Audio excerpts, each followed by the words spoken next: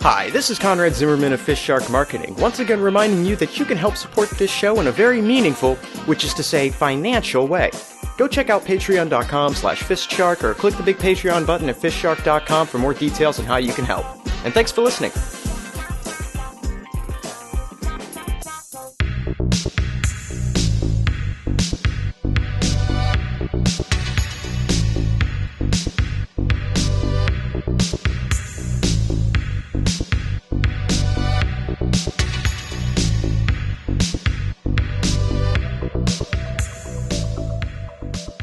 Folks, we actually have an emissary here from our European wing. I see that. Looks very European. I'm not sure I can trust her. She can be trusted. Don't worry about it. You damn Yanks not even trusting me, not even giving me the benefit of the doubt. Come over here on a business trip. My goodness, such disrespect. Laura, I have welcomed you. As an American ambassador, I feel I've treated you with respect. I apologise for Conrad. He is notably xenophobic.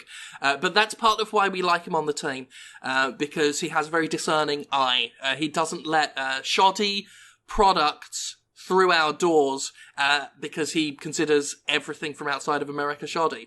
And that has helped us out. But for formal introductions, I personally vouch for Laura. I've worked with her before on a number of projects. Very talented, very skilled, knows what she's doing.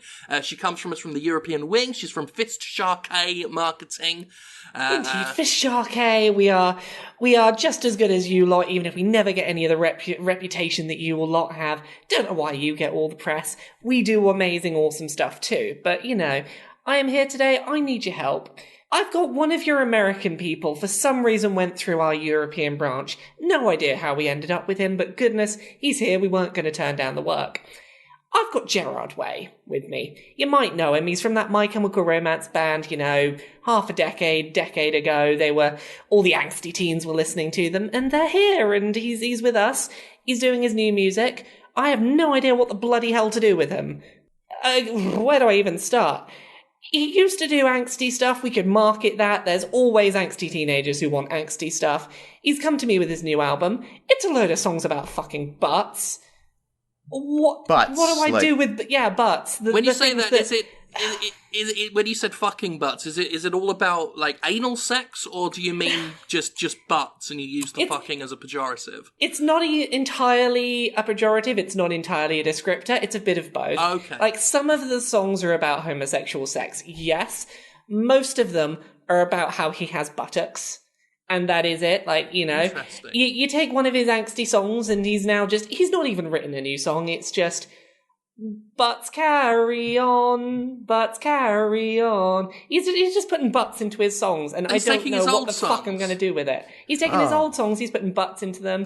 He's making new songs. There aren't any instruments in the songs. It's just, what's a butt? This is a butt. Butts, butts, butts, butts, butts.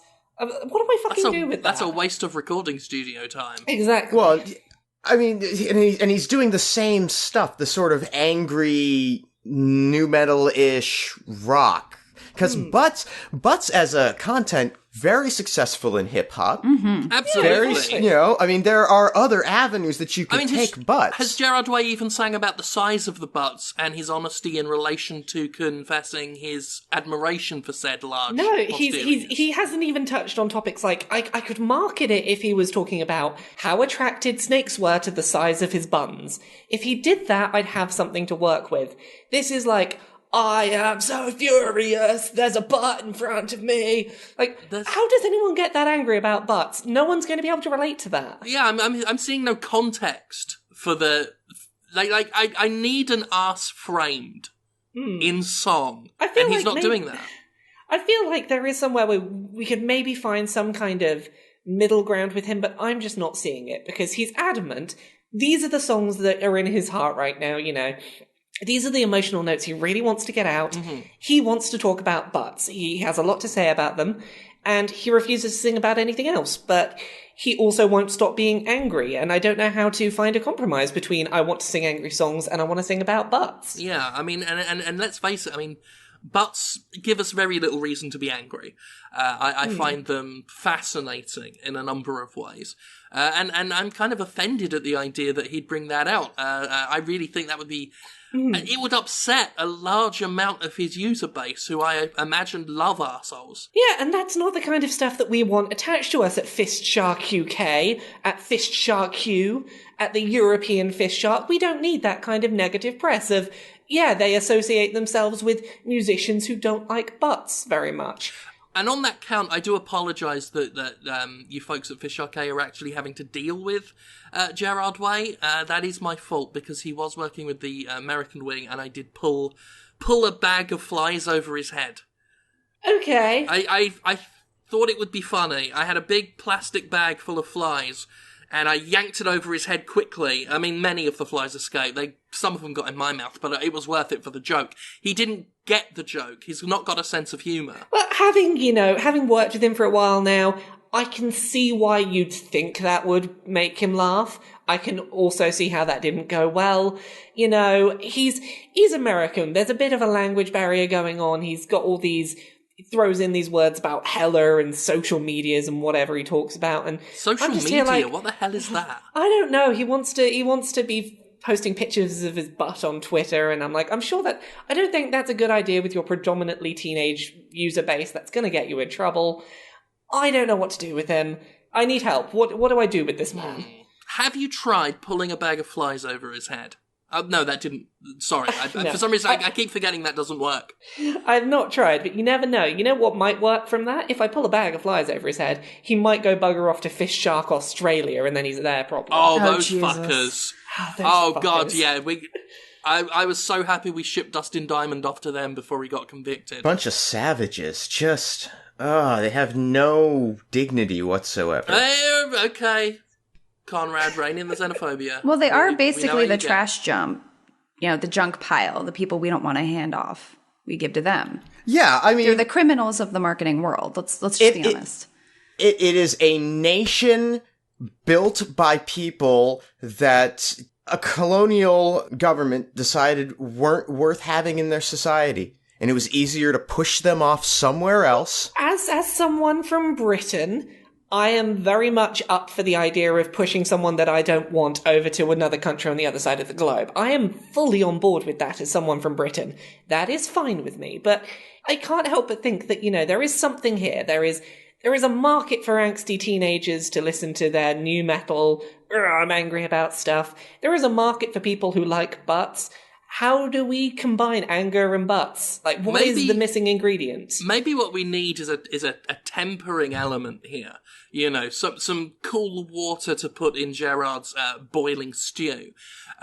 Introduce him to someone to work with, some collaborations, someone who I think would hit the same demographic. I'm thinking Bret Michaels. If maybe you see your way clear to having us sign over Bret Michaels' contract over to you, maybe with Corey Feldman in tow, and who else is giving us trouble at the moment? Selena Gomez. I Take see what Selena you're doing Gomez. here. I see what you're doing. You are not shifting any more of your American bloody trash on me. No, it's not like that at all. Bret Michaels It's not like is that. the perfect foil Absolutely. for your Gerard Way problem. Because you're not doing this again. You already tried to shift Justin Bieber on me, and I'm not having it. Look, Corey Feldman has only shivved about 40 people this year, which is a big improvement over last year's 72. I reckon if we introduce him with Gerard, it'll calm Corey down, he'll stop shivving people, he'll stop eating cats, and... Gerard Way might sing about something other than butts. Corey Feldman has a lot of ideas. He likes to sing about partying. He likes to sing about Corey Feldman. Bret Michaels is all about Bret Michaels, and I'm sure that we can get Gerard Way on board with being all about Bret Michaels too. If you're gonna force all of those idiots on me, you know what I'm gonna do? I'm gonna sign over the contract, and I'm gonna get the entire cast of EastEnders signed over to you lot. Fuck off. You No. can work out what to do with them for another hour every day, every week, every month, every year. You're gonna deal with them. Fine, take EastEnders. Is Pat Busher in it still or not? I have not been keeping a close enough eye on the contracts. Who does? I'm pretty sure our contracts say that she has to stay until she's dead, and then she has to stay another 30 years. Okay, look, I'll cut you a deal, right? You give us EastEnders. I give you Bret Michaels and Selena Gomez. And then don't try and stop me from this, Conrad and Kate. We've got to get rid of Selena. She's trouble. Yeah, all right. I've heard it. I've heard it 1,000 times. Jim, we get it. And you know what? If it means that you don't try and drown her again, fine. She tried to drown herself. Using my hand and laughter. Okay, look, I know that the Natalie Wood reenactment celebration was supposed to be a big, ha-ha, very funny opportunity for you to drown Selena Gomez, but you know what? It was tasteless, and it was tacky. Just like Selena Gomez! You realize you're trying to get me to take her, right? She's brilliant. She's very beautiful and such a talent. Oh, goodness. I have had one other thought, and I don't know whether this might work. When he was doing the My Chemical Romance stuff, Gerard Way used to do a lot of concept albums. I've got an idea for a concept album, and I don't know if we might... Maybe we can convince him on this. The problem, I think, at the moment is he wants to sing about butts, but he wants to be angry, and that doesn't fit because, you see a butt and you're happy. That's just how butts work. Right. What if the concept of the album is he's trapped inside of the butt? Interesting. And because of this, he can't see the butt. And what if we ask him to write some songs about trying to angrily escape the butt so that he can see the butt? Do we think that that's maybe an avenue we might be able to sell him down? Well, I mean, I'm sure it's going to come out like shit, but what the hell? It'll, at least be angry. Very true. And I tell you what, if he wants actual, real life experience of that, borrow Val Kilmer off us for a couple of weeks. Fantastic idea. He'll shove him up there. Fan-fucking-tastic. Gerard will have a terrible time and probably create the most emotional album since that one What Robin Thicke done. How long do you reckon we need to do this to get a good concept album out of him? A week? Maybe a month? Maybe a couple years, I'd say. How long did Jeremy Renner hang out in that box fucking that skeleton? Oh, that was about 6 months, 20 days. All right, if we can get Gerard to break that record for Enclosed Space, I mean, the push we'd get off of it would be huge. It'd be a great springboard to market the album from. And the best thing of this is that Val Kilmer won't even need asking. He will. He is up yeah. for anything. In fact, he's actually asked who we can put up his arse lately. So, Well, I'm just thinking this is as good as done. this could be a potential gold mine because, I'm pretty sure that if we can get Oh him no, up they there for... excavated all the gold out of Val Kilmer a few years Oh, back. no. Well, I'm pretty sure if we can get Gerard Way up there for 7 months, I'm pretty sure that's gonna get us a world record for longest time someone's been up an arse. Absolutely. 2 birds, 1 stone. If we can get him talking about the album during the world record interviews, fucking done. We've got an album sorted. That's it. Shove a microphone up there so that interviews can have a chat with him while he's nestled inside Val Kilmer like a treat in a Kinder Egg. And I reckon we're onto something. Why even let him out? Just get him to record the entire album from up the arse. Would this be? We might have the first album recorded up an arse. Ship it. Ship it. Fantastic. That's gold. Oh. Incidentally, Laura, how is Derek the intern doing over there now? He's a prick. Miley Cyrus has another problem. What else is new? Are you kidding me? It's a pretty big one. She's... No, hang on. I mean, you said that last time. Does she have a problem, or has she caused a problem? Have you let her cause a problem, is the bigger question. let's Did not you let her make loose again? Did you let her out of the cage? Let's not make this about me, okay? Let's focus on what Miley's done, right? And will continue to do, and has promised to do again. Okay? If my car is violated again, Jim, I am going to lose it. Your car's my- fine. If my wife is violated again... Everything is fine. She may have stole a screwdriver, but she had to get the ankle bracelet off. Okay, so we're down a screwdriver. And an ankle bracelet. Oh, we stole that from the state, so it's no real loss to us, is it? So what has she done? What she's doing is... Well, let me try and contextualise this, because as always, I know you people come down hard on her, and I don't think she's to blame, right? She had a really good, and it really was a good idea, okay? You know how she's called Miley Cyrus? Well, that is her name, yeah. Right. Imagine this, right? Smiley Cyrus. Okay, as much as it pains me to admit this, that's a pretty good idea. Isn't that a great name? That's a good name. It's funny because it's a play on words. Right, yeah. Because it's the word smile, and she's called Miley, and Smiley is also a word now. And so Smiley Cyrus spreads joy to people. And that was the idea. So she came up with this idea. I'm gonna not necessarily reinvent herself, but like our other client Bono Vox, maybe take on new personalities. Like this could be her Mephisto. It's Smiley Cyrus. When she takes to the stage as Smiley, everyone's like, "Yay! There's going to be some great fun." The main issue is that she had no idea of how to justify the name.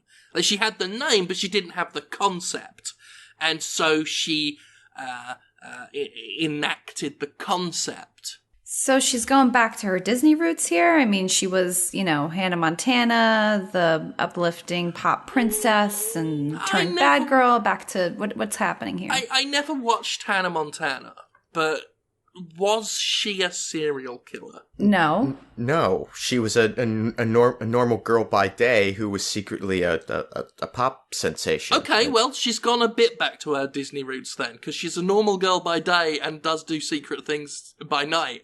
But those secret things are serial killings. Largely, yes. Mm-hmm. She kills people, is what you're telling us. She murders them. Murder, kill. She murders people. Murder, kill. She leaves people dead after she meets them. She's a murderer. That's a good way of framing it. After she's met someone, they are then dead at night with a knife that she has stabbed them with until they are dead. Why did you let her out of the cage, Jim? Because Why? she asked. So let me get this straight. After everything that she's done, she says, "Jim, I have a great idea. I'm gonna be Smiley Cyrus," and you just let her out of the cage. You admit yourself it was a good idea. Surely Jim, you'd help her pop an ankle bracelet off for that. The cage was there for a reason, Jim. We've been here I before. never saw the need for the cage. You never saw the need for the Oh cage. my god. No. She's never destroyed your car. Back to square fucking one, Jim. I cannot believe Well, we're this. not back to square one because we didn't have Smiley Cyrus before. Now we do. You broke Miley out of her cage, How, gave her a new persona of Smiley Cyrus, and just let her go on a murderous rampage? she doesn't just go on a murderous rampage. This is what I'm trying to explain to you, right? She cuts a Glasgow grin in their faces. Like that's a calling card. She's promoting the Smiley Cyrus concept. Through the medium of murder. Wait. This is her? She's Mr. Smiley? She's Mr. Smiley Man. And now you finally hit upon the problem with this whole idea. You mean to tell me that Yes. the horrible monster that has been terrorizing the streets of Boston for the last 4 weeks by cutting smiles into the faces of people that they've stabbed has all of this time been Miley Cyrus going on her own to do her own PR and marketing work? Exactly. And that's the problem. And obviously you can see how her doing her own PR is messed up, because the press have called her Mr. Smiley Man. And she's furious about it, and that's why I've brought this issue up to you people, because this is obviously a very serious PR problem, because she's not called Mr. Smiley Man, she's called Smiley Cyrus. So I need your help with this. You came to us not to fix the problem of Miley murdering people, The but incidental to... problem, yeah. No. Your problem with this is that they have mistaken Smiley Cyrus for Mr. Smiley Man. Yes. Like this is a problem of the name. Well, it's not even. Yeah, they've not mistaken her. They've missed. They simply don't know. They've given her the wrong name. Well, that's the flaw in the plan, because obviously she doesn't want to get caught. Exactly. How do you develop It's like this? if a time comes where she gets caught and arrested, the press will probably start calling her Smiley Cyrus. But she can't write a letter to the police. I've had to stop her, saying, "Stop calling me Mr. Smiley Man, call me Smiley Cyrus," because that could just lead the police. Yeah, onto it was just her trail. right to her doorstep. Sure, I mean that's She doesn't want to be caught. She wants to keep killing. She says she really likes it now. But she wants to claim it. She wants to claim these murders as Smiley. If anything, she's furious about Mr. and Man in the name, Mr. Smiley Man, which assumes claims the killer is a bloke. She is furious, and has been for some time, even before now actually, about the gender politics in the world of serial killing and forensic detective work. Look, it's the nature of serial killing that just more men find their way into that work than women. That's the problem, Conrad. This is what you're not understanding. All right, most serial killers are found to be white males. Okay? And we haven't addressed that level of privilege. I mean, that is sexist, you have to admit. Well, but I mean, is it sexist because there are men keeping women out of the work of serial killing? It's just unequal opportunity, Conrad. I mean, plus, a lot of those serial killers kill women who could have become perfectly good serial killers, but were isolated from the market by these fucking... the old guy. I guess I'm just saying keeping that the status quo. It's a boys' club, Conrad. It's a boys' club. One big boys' club. But do women even want to serial kill? I guess is my question. Miley does. Okay, now that's just sexist. That really is. I mean, you're really coming up to this whole point of I mean, next you're going to tell us they're not as qualified. Oh no, I absolutely believe that any woman is as capable of being a serial killer as a man. I think that's absolutely the case. But I think that if we wanted to, I think that if we were going to have a balance in that, I think that just men are more interested in killing people in a methodical, ritual-based manner than women are, or we would see more women getting into the biz. Or maybe the issue is that it's not just been marketed enough to women. And we are a marketing firm. And I really think that isolating and alienating demographics with names like Mr. Smiley Man, what about Son of Sam? Why couldn't it have been Daughter of Sam? Samantha. I think Jim's onto something here. I think you do have an excellent point. And maybe this could be Miley's opportunity. So here's what we do. We allow the Mr. Smiley Man thing to persist, right? We let that just sort of percolate. And I know that she wants to be able, for it to be something that a woman could take credit for, but she could do that on stage in a way by portraying the Smiley Cyrus character as sort of a, hey, women are just as capable of killing people in a violent and recognizable systematic fashion as any man is. And she could play that role on stage while secretly kind of, at the same time playing that role in life. And what could be more cunning than leading the police to think you're a completely different gender? I mean, they'd never think to look for Miley that way. That is kind of, that is exploiting the patriarchy of serial killing. Yeah. To its hilt. And so on stage, she can promote the image of the progressive, diverse serial killer culture that I think we all want to see come to happen. Absolutely. Equality is very, very important because everyone can be a customer. But at the same time, it's a smokescreen for her. She's safe, and she can be guarded. And I cannot believe I'm considering this. Why did you let her out of the cage?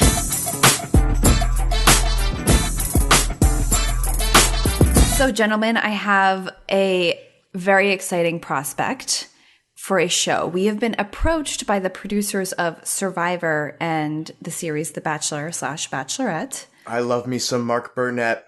That man he just shits gold. Unlike Val. Let me just tell you, too, this is the opportunity of a lifetime here. We have two huge powerhouses in the reality world for audience viewing pleasure. We have Jeff Probst, host of Survivor, and Chris Harrison. So handsome, both of them. Just charming people. They have come together to join forces, and they want to partner with us. So what's the show? What are they doing? I mean, that's going to be. It doesn't really matter what it is, frankly. But it is legitimately. So picture this. Picture the intrigue and the thrill and the excitement behind Survivor. Okay, all right. Grasp the heart of just surviving. Right. So people placed in sort of dangerous, possibly dire situations, where their health and well-being is at risk, limited food, limited access to water. Okay, I'm with you. Like maybe a tropical environment and some place that's kind of desolate, where there is no other, desolate. people. Picture that. And then the softer side of The Bachelor, Bachelorette, the romance. angle. The wooing, the seduction, who are they going to go with, all that kind of stuff, all the rumors of who's going to hook up and all that kind of stuff, right? Exactly. So the two perfect pylons of reality show coming together into one. The very foundation of American television. Exactly. Yeah, so this is like a Forbidden Island kind of vibe. Well, I mean, you say island, they're thinking a room. A room? Like one room? How many people? About 20 or so. Whoa. 10 men, 10 women. Like some sort of loft apartment, real world deal, Like a Big Brother kind of place, with a chaise lounge and a sleeping bags, sort of beds. Well, to be honest with you two, the budget is, something we have to take into consideration. We're basically filming it in the basement of a JCPenney's. So there are sleeping bags. I mean, they've agreed to rent those out to us for a very small fee. And the camping equipment, of course. Right, I see. So they're camping out in the basement of a JCPenney's. Okay. I get that budgets are a concern. I know that reality TV has gotten needlessly expensive now, and we've had some high-profile disasters. But my major question would be, why? Yeah, I mean, when you think about the romance style of TV programming, you expect a certain level of elegance, some class, style. The basement of a JCPenney's doesn't really. I mean, has it been set well? Like, does it look like it could be the interior of a mansion? At least. Well, that doesn't really have to be a consideration in the first place. Chris and Jeff have decided to film it in the dark. Ooh, in the dark. Okay. Love in a dark place. That's the title of the show. Love in a dark place. Uh-huh. And just rolls off the tongue. And there are no lights. It's a dark place. Conrad. It's love in a dark place. It's a good name. I mean, every time you say it, I feel excited to watch it until I remember what you actually described to us, which is a pitch black, basically, basement of a JCPenney. With 20 people inside it. I'm assuming, is it a large basement? Well, I think Jim, I think you're thinking about this the wrong way here. Love can be inspired in many different ways. We've seen it on The Bachelor and The Bachelorette. We've seen, the grandiose mansions. We've seen the alcohol and the fancy glasses and the cars and whatnot. And I think, the message behind this is love can truly be spawned anywhere, in a dark place in particular for this show. But for the premises of this show, love in a dark place. But that being said, I mean, there are activities. It's not just them camping out in a basement. There are they have activities planned for them too. Okay, so like games, like Survivor does, and like tests of skill or willpower or things like that. Yes, exactly. Tests of human strength, of human willpower. I mean, it's all there. For example, they have activities in the morning. They have a challenge. Who can get to the cereal fastest? Wait, who can get to the cereal the fastest? Like, you mean they give them one bowl of cereal and then they have to fumble around in the dark to get to the bowl of cereal? Yeah, I mean, it's a little bit more complicated than that. They have the cereal box, the bowl and the spoon and the milk, and you have to put it together. While 19 other people are also trying to do this. Yes, but it's in the dark. That's the challenge. Are they filming this with night vision, or is the screen just going to be black? Well, we haven't really gotten the budget for that technology yet, so we're still figuring that piece out. So we're ostensibly what we're going to be doing as an audience is watching a black screen with people like yelling as they fall over each other, possibly smashing ceramic bowls and cutting themselves, and splashing milk everywhere. Well, yeah. I mean, I'd watch it. I won't deny I'd watch it for quite a while. Oh, I'm certainly intrigued. I want to know what's going to happen next. But... Well, yeah, the love connections, I mean, are there too. I mean, you might have somebody willingly give up the spoon to their lover. And I'm assuming that everyone in there is a stranger to each other. Oh, yeah. Yeah. And there's not an actual, like a love orientation to any of the activities. It's just surviving down there, trying to live off cereal. But because one of the hosts worked on The Bachelor and The Bachelorette, they're just assuming love's going to happen down there. Well, I mean, isn't that what The Bachelor and The Bachelorette are in the first place? Right, but they're just assuming. Well, I mean, they also kind of engineered. They knew why they were there. Did the people know that they're down there to find love in the basement? Well, to be honest, they just kind of pulled some people from the JCPenney's. So these people didn't volunteer to be on this show. Well, not yet. Is this a show? Is this really a show? Look, when Jeff Probst and Chris Harrison come to you and ask you personally to market their show, we are FistShark Marketing. We do not say no to an opportunity like that. That is true. One of our mottos is never say no to anything ever. No, it's true, but they've just got 20 people in a dark basement who have no idea why they're there, who are being given a box of cereal every day. And in fairness, I'd watch it. I definitely watch it. Have they started filming then? How many episodes deep are we going for? I mean, what kind of an order are we going to need to sell? I think they're on day 120. Holy God. Has anybody fallen in love yet? How do you define love? Well, I define it as I'm gonna guess that it's just some of the males in there have just started jerking each other off, right? Yeah, that's... Yeah, I mean, I'd watch it. Oh yeah, no, I'd definitely watch that. In a sense, some of them have gone tribal, like in Survivor. I mean, it worked out the way... So the Survivor bit is definitely intact. Oh, yeah. Okay. I mean, yeah, there are tribes for sure. You have the Whoberry clan and the Pop Crispy clan. So they're dividing along wholly cereal lines, right? This is a grain division. Well, yeah. Which, if we get the actual cereal corporations on board, like get Kellogg's in the mix, maybe we could probably get some good sponsorship opportunities. Well, and the great thing is that with the show's format, we could just put the logo up on screen, center stage for, They'd have nothing else to look at. Exactly. And sell T-shirts. I'm on Clan Pop Krispies. I don't want to validate their method of essentially kidnapping the sad, desperate, lonely losers who shop at JCPenney, dragging them into the basement and forcing them to engage in activities intended to make them fall in love in some sort of Stockholm Syndrome simulation. But I think they've got a real moneymaker here. I mean, I'd watch it. FistShark Marketing is Jim Sterling, Conrad Zimmerman, and Caitlin Cook. Special appearance by Laura Kate Dale. Theme music by Ben Rama. Additional music by Alazar Chan. Our editor is Nick Malone. Get more episodes and learn how to help support the show at FistShark.com. Follow us on Twitter at FistShark for more of our exploits. Complaints can be forwarded via email to FistSharkMarketing@AOL.com. And remember, we only want what's best for us. I mean you. We only want what's best for you. Goodbye.